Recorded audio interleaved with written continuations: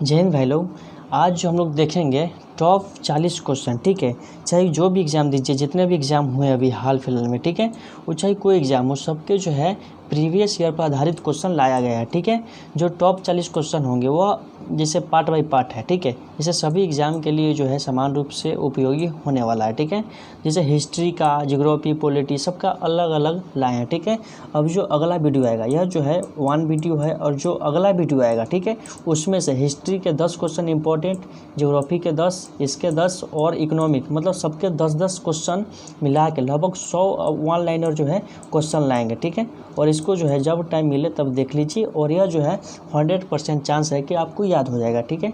2 से 3 बार देखेंगे इसको जो है हम लोग याद हो जाएगा और अच्छे से याद हो जाएगा, ठीक है। चलिए देखते हैं क्वेश्चन। चाहे जो एग्ज़ाम दीजिए आप, सबके एसएससी, रेलवे, बीपीएससी, मतलब जो भी एग्ज़ाम हो, ठीक है, उसमें जो है आराम से यह फ़ायदा करेगा, ठीक है। क्या कि जीके सबका एक ही होता है, ठीक है। तो चलिए हम लोग जो है क्वेश्चन को देखते हैं। क्वेश्चन है हमारा कि भारत का राष्ट्रीय धरोहर पशु कौन है, तो हाथी है, ठीक है। एमटीएस का जो है प्रीवियस ईयर क्वेश्चन है कि भारत का जो है राष्ट्रीय धरोहर पशु कौन है, तो इसका जो धरोहर पशु है वो है हाथी है, ठीक है। अगला क्वेश्चन हमारा है कि भारत के राष्ट्रीय गान के रचयिता कौन है, रविंद्रनाथ टैगोर है, ठीक है। जो जन गण मन है हमारे, यह जो है सबसे पहली बार जो है कलकत्ता में गाया गया था 1911 में, ठीक है। कलकत्ता में गाया गया था। और भारत का जो है राष्ट्रीय गान के रचयिता कौन है, रविंद्रनाथ टैगोर है, ठीक है। और बंकिम चंद्र चटर्जी जो है हमारे वंदे मातरम के लेखक है, ठीक है। क्वेश्चन आया कि जो जन गण मन है, ठीक है, इसको गाने का समय कितना है, तो 52 सेकेंड है, ठीक है। पहली बार कहाँ पे गाया गया था, तो कलकत्ता में गाया गया था 1911 में। अगला क्वेश्चन है कि वंदे मातरम किस ग्रंथ से लिया गया है, तो आनंद मठ से लिया गया है, आनंद मठ से लिया गया है, ठीक है। अगला क्वेश्चन है कि भारत का राष्ट्रीय गान किस वर्ष पहली बार गाया गया था, तो कलकत्ता में गाया गया था 1911 में। और इसके लेखक जो है कौन है, रविंद्रनाथ टैगोर है, ठीक है। या न्यू स्टूडेंट के लिए, मतलब जो तैयारी कर रहे हैं, ठीक है, और जो न्यू स्टूडेंट तैयारी करना चाह रहा है उनके लिए जो है बेस्ट होने वाला है, ठीक है। यह लूसेंट और RWS, मतलब जो भी बुक हो, ठीक है, उसमें से जो है छाटा गया क्वेश्चन है, और ख़ास करके लूसेंट से, ठीक है। तो चलिए हम लोग देखते हैं कि भारत का राष्ट्रीय पंचांग कौन सा है, शक संवत है, ठीक है, जिसको जो है कनिष्क ने स्टार्ट किया था, ठीक है। भारत का जो है राष्ट्रीय पंचांग कौन सा है, कैलेंडर, तो शक संवत पर आधारित है, ठीक है। क्वेश्चन है कि लाहो लोक डांस किस राज्य से संबंधित है, तो मेघालय से है। लाहो लोक डांस जो है किस राज्य से संबंधित है, तो मेघालय से। मतलब जो राज्य का कौन सा डांस है, ठीक है, किस राज्य से संबंधित है, कौन सा वाद्य यंत्र से कौन सा व्यक्ति संबंधित है, यह जो है हम लोग याद कर लेंगे, ठीक है। क्योंकि सभी एग्ज़ाम हो, कोई भी एग्ज़ाम हो, उसमें डांस और चाहे कोई भी डांस हो, ठीक है, उसको ज़रूर पूछ लेता है। तो चलिए अगला क्वेश्चन है हमारा कि मोडसे डांस किस राज्य से संबंधित है, तो नागालैंड है। नागालैंड से संबंधित है कौन सा डांस, मोडसे डांस, ठीक है। तो चलिए हम लोग हिस्ट्री के कुछ इंपॉर्टेंट देखते हैं कि मोहनजोदड़ो कहाँ पर है, तो सिंध में है, पाकिस्तान में। हिस्ट्री जो है इसको 3 भागों में हम लोग जो है पढ़ते हैं, ठीक है। प्राचीन काल, मध्यकाल और आधुनिक काल, ठीक है। तो प्राचीन काल में जो है हम लोग हड़प्पा सभ्यता, आर्य के बारे में, मोहनजोदड़ो के बारे में, मतलब चंद्रगुप्त मौर्य, यही सब के बारे में पढ़ना होता है, ठीक है। मध्यकाल में जो है मतलब जो मुस्लिम आक्रमण हुए थे मध्यकाल में, उसके बारे में पढ़ेंगे, ठीक है। और जो आधुनिक काल होगा उसमें जो है अंग्रेजों के जो है आने के काल को पढ़ेंगे, ठीक है। तो इसमें जो है हड़प्पा सभ्यता का खोज किसने किया था, तो दयाराम साहनी ने किया था 1921 में, ठीक है। क्वेश्चन है हमारा कि मोहनजोदड़ो कहाँ पर है, तो सिंध में स्थित है, ठीक है। मोहनजोदड़ो कहाँ पर है, तो सिंध में है, पाकिस्तान में स्थित है। और मोहनजोदड़ो का खोज किसने किया था, 1922 में किया था, राखालदास बनर्जी ने किया था, ठीक है। और मोहनजोदड़ो जो है किस नदी के किनारे है, सिंधु नदी के किनारे, याद कर लेंगे, मोस्ट इम्पोर्टेंट है। अगला क्वेश्चन है कि हड़प्पा किस नदी के किनारे पर बसा हुआ है, तो रावी नदी के किनारे, ठीक है। हड़प्पा जो है किस नदी के किनारे पर बसा हुआ है, तो हड़प्पा जो है रावी नदी के किनारे पर बसा हुआ है, ठीक है। क्वेश्चन है हमारा कि सिंधु घाटी सभ्यता कैसी सभ्यता थी, तो कांस्ययुगीन सभ्यता थी, ठीक है। सिंधु घाटी सभ्यता जो है कैसी सभ्यता थी, तो कांस्ययुगीन सभ्यता थी, ठीक है। सिंधुवासी जो लोग रहते थे, ठीक है, यह जो है शिकारी करना बहुत ही पसंद करते थे, शतरंज खेलना बहुत ही पसंद करते थे, ठीक है। और मछली पकड़ना जो है बहुत ही पसंद करते थे, ठीक है। हड़प्पा किस नदी किनारे है, तो रावी नदी के किनारे स्थित है, याद कर लेंगे, ठीक है। चलिए अगला क्वेश्चन है कि सबसे पुराना वेद, सबसे जो पुराना वेद है कौन है, तो ऋग्वेद है। सबसे जो पुराना वेद है हमारा कौन है, तो ऋग्वेद है। ठीक है, वेद कितने होते हैं, तो 4 वेद होते हैं, ऋग्वेद, सामवेद, यजुर्वेद और अथर्ववेद है। ठीक है, ऋग्वेद में कितने मंडल है, तो 10 मंडल है। ठीक है, और पूछेगा कि सबसे पुराना वेद कौन है, तो ऋग्वेद है। ठीक है, सबसे पुराना वेद कौन है, तो ऋग्वेद है। और कहेगा सबसे नया वेद कौन है, तो अथर्ववेद है। ठीक है, अथर्ववेद जो है जंगल में लिखा गया था। ठीक है, अथर्ववेद जो है जंगल में लिखा गया था, इसलिए जो है इसे अरण्य कहा जाता है। ठीक है, अरण्य मतलब जो जंगल में लिखा गया है। अगला क्वेश्चन है कि पाटलिपुत्र को अपनी राजधानी सबसे पहले किसने बनाया था, तो चंद्रगुप्त मौर्य ने बनाया था। ठीक है, क्वेश्चन है हमारा कि पाटलिपुत्र को अपनी राजधानी के रूप में जो है सबसे पहले किसने बनाया था, तो चंद्रगुप्त मौर्य ने बनाया था। ठीक है, पाटलिपुत्र को। और इससे पहले कहाँ था, तो राजगीर था। ठीक है, क्वेश्चन पूछ लेगा कि मौर्य वंश की स्थापना किसने किया था, तो चंद्रगुप्त मौर्य ने किया था। ठीक है, और चंद्रगुप्त मौर्य जो है किनकी सहायता से धनानंद को हराया था, तो चाणक्य की सहायता से हराया था। ठीक है, और चाणक्य ने जो है एक बुक लिखा था। ठीक है, इनके बुक का एक नाम क्या है, तो बुक का नाम है अर्थशास्त्र। ठीक है, अर्थशास्त्र पूछेगा कि किससे संबंधित है, तो राजनीति से संबंधित है। ठीक है, राजनीति कहने का मतलब है इसमें अगर कोई राजा है, ठीक है, तो उसके पास क्या होना चाहिए, वह कैसे राज्य करे, वो अपने मंत्री, अपने मतलब जो हमारे समाज है, ठीक है, उसको जो है कैसे सुधार के रखे, चाहे कोई भी कांड हो उसको जो हम लोग कैसे निपटे। ठीक है, तो यह जो है चाणक्य के इस बुक में लिखा गया है। ठीक है, कि एक राजा के पास क्या होना चाहिए और उसका जो है लक्षण क्या होना चाहिए। ठीक है,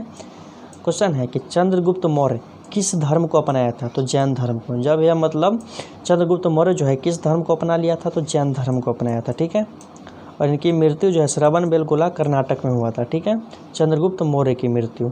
और इन्होंने जो है सिकंदर के समकालीन थे। ठीक है, जो सिकंदर की जो सेना थे उनमें जो है यह बताया गया है कि चंद्रगुप्त मौर्य जो है सिकंदर की सेना में वे जो है कुछ दिन रहे थे। ठीक है, चलिए हमारा अगला क्वेश्चन है कि गुप्त साम्राज्य की स्थापना किसने किया था, तो श्री गुप्त ने किया था।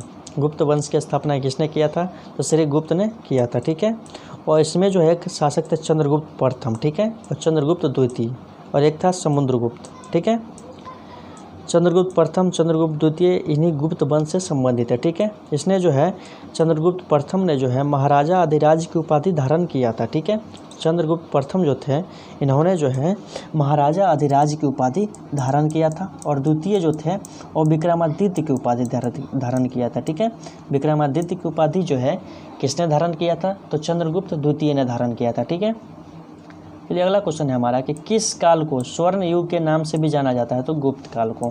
किस काल को जो है स्वर्ण युग के नाम से भी जाना जाता है, तो गुप्त काल को। गुप्त वंश की स्थापना किसने किया था, श्री गुप्त ने किया था। ठीक है, क्वेश्चन है हमारा कि सीता भूमि किसे कहा जाता है, तो राजकीय भूमि से प्राप्त आय को जो है सीता भूमि कहा जाता है। ठीक है, क्वेश्चन है हमारा कि अजंता में कुल कितनी गुफा है, तो 29 गुफा है। क्वेश्चन पूछ लेगा कि अजंता एवं एलोरा की जो गुफा है कहाँ पे स्थित है, तो महाराष्ट्र में स्थित है। ठीक है, अजंता एवं एलोरा की गुफा जो है कहाँ पे स्थित है, तो महाराष्ट्र में स्थित है। ठीक है, अगला क्वेश्चन हमारा है कि भारत किस गोलार्ध में स्थित है, तो उत्तरी गोलार्ध में स्थित है। ठीक है, और भारत के बीचों बीच कौन सा रेखा जाता है, तो कर्क रेखा जाता है। ठीक है, और कितने राज्यों से होकर जाता है, तो 8 राज्यों से होकर जाता है। ठीक है, भारत किस गोलार्ध में स्थित है, तो उत्तरी गोलार्ध में है, और भारत के बीचों बीच जो है कौन सी रेखा जाती है, तो कर्क रेखा जाता है। कर्क रेखा कितनी राज्यों से जाता है, तो 8 राज्यों से जाता है। ठीक है, और राज्य कौन से हो जाएंगे, तो गुजरात हो जाएंगे, राजस्थान हो जाएंगे, मध्य प्रदेश, छत्तीसगढ़, ठीक है, त्रिपुरा, मिजोरम और जो है झारखंड, इसको जो हम लोग याद कर लेंगे। ठीक है, चाहे एक ट्रिक होता है कि मित्र पर गमछा झार। ठीक है, मित्र पर गमछा झार। ठीक है, इसे याद कर लीजिएगा। 8 राज्य किससे होकर गुजरते हैं, ठीक है, कर्क रेखा। अगला क्वेश्चन है कि भारत भूमध्य रेखा से मात्र कितने डिग्री उत्तर में है, तो 8 डिग्री उत्तर में है। ठीक है, क्वेश्चन है कि भारत को 2 बराबर भागों में बांटती है, तो कर्क रेखा बांटती है। ठीक है, कितने राज्यों से होकर गुजरती है, तो 8 राज्यों से होकर गुजरती है। ठीक है, अगला क्वेश्चन हमारा है कि भारत का कौन सा स्थान जहां बंगाल की खाड़ी और अरब सागर, हिंद महासागर मिलती है। मतलब कहता है कि भारत का वो कौन ऐसा स्थान है जहां पर बंगाल की खाड़ी भी मिले, अरब सागर भी मिले और हिंद महासागर भी मिलती है, तो वह है कन्याकुमारी। ठीक है, कन्याकुमारी है। यह CGL का पूछा हुआ क्वेश्चन है, ठीक है। क्वेश्चन है कि भारत का कौन सा राज्य जो है सबसे अधिक राज्य को छूता है, तो हो जाएगा यूपी। MPPCS का क्वेश्चन है कि भारत का कौन सा राज्य जो है सबसे अधिक राज्य को छूता है, तो हो जाएगा यूपी हो जाएगा, ठीक है। क्वेश्चन है कि भारत और पाकिस्तान के बीच में कौन सी रेखा है, तो अध्यारोपित रेखा है। और एक याद कर लेंगे कि रेड क्लिफ रेखा जो है भारत और पाकिस्तान के बीच में ही स्थित है, ठीक है। और भारत और चाइना के बीच में जो है मैकमोहन रेखा है, ठीक है, याद कर लेंगे, इंपॉर्टेंट है। अगला क्वेश्चन है कि भारत के नवीनतम चट्टान प्रणाली क्या है, तो गोंडवाना है, ठीक है। अगला क्वेश्चन है कि मानसून शब्द की उत्पत्ति हुआ है, तो अरबी भाषा से हुआ है, ठीक है। रेगुलेटिंग एक्ट कब पारित हुआ था, तो 1773 में हुआ था। रेगुलेटिंग एक्ट जो है कब पारित हुआ था, तो 1773 में हुआ था। अगला क्वेश्चन है कि किस वर्ष में ब्रिटिश राज ने जो है अपनी शासन की कंपनी अपने हाथों में ले लिया था, तो 1858 में ले लिया था, ठीक है। और एक याद रखेंगे कि 1909 में जो है एक मार्लो मिंटो सुधार हुआ था, ठीक है। कैबिनेट मिशन भारत कब आया था, तो मार्च 1946 में आया था, ठीक है। कैबिनेट मिशन जो है भारत कब आया था, तो 1946 में आया था, मार्च में। अगला क्वेश्चन है कि भारतीय संविधान सभा में महिला सदस्यों की कुल संख्या कितनी थी, तो 15 थी, ठीक है। संविधान भारत का जो संविधान है वो कितने साल में बना था, तो 2 साल 11 महीना और 18 दिन में बन गया था, ठीक है। और यह जो है बन के तैयार कब हो गया, तो 26 नवंबर 1947 को, ठीक, 1949 को, ठीक है। 26 नवंबर 1949 को हमारा संविधान जो है बनकर तैयार हो गया था, परंतु यह जो है लागू हुआ था 26 जनवरी 1950 को, ठीक है। अगला क्वेश्चन है कि केंद्र में द्वैध शासन किस अधिनियम के तहत जो है लागू हुआ था, तो भारत शासन अधिनियम के तहत, ठीक है। क्वेश्चन है हमारा कि संविधान के निर्माण करने का प्रस्ताव किसके द्वारा दिया गया था, तो क्रिप्स मिशन के द्वारा दिया गया था, ठीक है। क्वेश्चन याद कर लेंगे कि मूल भौतिक राशि कितनी है, तो 7 होती है। लंबाई को किस में मापते हैं, तो मीटर में मापते हैं। समय को किस में, तो सेकंड में। ताप को केल्विन में। द्रव्यमान को केजी में। विद्युत धारा को एम्पियर में, ठीक है। ज्योति तीव्रता को कैंडेला में। पदार्थ की मात्रा को मोल में मापते हैं, ठीक है। फिजिक्स का क्वेश्चन है कि शक्ति का ऐसा मात्रा क्या होता है, तो वाट होता है, ठीक है। शक्ति का ऐसा मात्रा क्या होता है, वाट होता है। दाब का ऐसा मात्रक क्या होता है, पास्कल। दाब का जो ऐसा मात्रक होता है क्या होता है, पास्कल। और एक और याद रखेंगे, कार्य का ऐसा मात्रक क्या होता है, तो जूल होता है, ठीक है। क्वेश्चन याद रखेंगे कि लार किसके पाचन में सहयोग करता है, तो स्टार्च के। लार जो है किसके पाचन में सहयोग करता है, तो स्टार्च के पाचन में सहयोग करता है, ठीक है। गेहूं में कौन सा प्रोटीन पाया जाता है, तो ग्लूटेन पाया जाता है। गेहूं में जो है कौन सा प्रोटीन पाया जाता है, तो ग्लूटेन पाया जाता है। अगला क्वेश्चन हमारा है कि विटामिन सी की मात्रा किस में अधिक होती है, तो आंवला को, ठीक है। यह जो है चिकित्सा का जनक, मतलब चिकित्सा में जो है सबसे ज़्यादा उपयोग किया जाता है किसका, आंवला का उपयोग किया जाता है, ठीक है। विटामिन सी की मात्रा किस में सबसे अधिक होती है, तो आंवला में होती है, ठीक है। बासमती चावल को पकाने के बाद जो है यह लंबे क्यों हो जाते हैं, ठीक है। बासमती जो चावल होता है उसको पकाने के बाद जो है लंबे इनके दाने जो है क्यों हो जाते हैं, तो एमाइलेज के उपस्थिति के कारण हो जाते हैं, ठीक है। अगला क्वेश्चन है कि मानव के शरीर में विटामिन ए भंडारित होता है किसमें, यकृत में होता है। क्वेश्चन है कि मानव के शरीर में जो है विटामिन ए जो है कहाँ पे भंडारित होता है, तो यकृत में होता है, ठीक है। क्वेश्चन है हमारा कि कोशिका का पाचन थैली जो है किसे कहा जाता है, तो लाइसोसोम को कहा जाता है, ठीक है। यह इसका खोज जो 1958 में किया था, डी डुवे ने किया था, ठीक है। डी डुवे ने किया था। मानव के शरीर के सबसे लंबा कोशिका कौन सा होता है, तो न्यूरॉन होता है। क्वेश्चन है कि मानव के शरीर का जो है सबसे लंबी कोशिका कौन सी होता है, तो न्यूरॉन होता है, ठीक है। पूछेगा सबसे छोटी कोशिका कौन होता है, तो माइकोप्लाज्मा होता है, ठीक है। और मानव के शरीर में जो है कुल कितनी हड्डी पूछ लेगा, तो 206 हड्डी हो जाएगा, ठीक है। और दांत की पूछ ले, देखिए हमारा कोशिका का खोज पूछ लेगा तो किसने किया था, तो रॉबर्ट हुक ने किया था, ठीक है। और जिंदा कोशिका का खोज किसने किया था, तो रॉबर्ट ब्राउन ने किया था, ठीक है।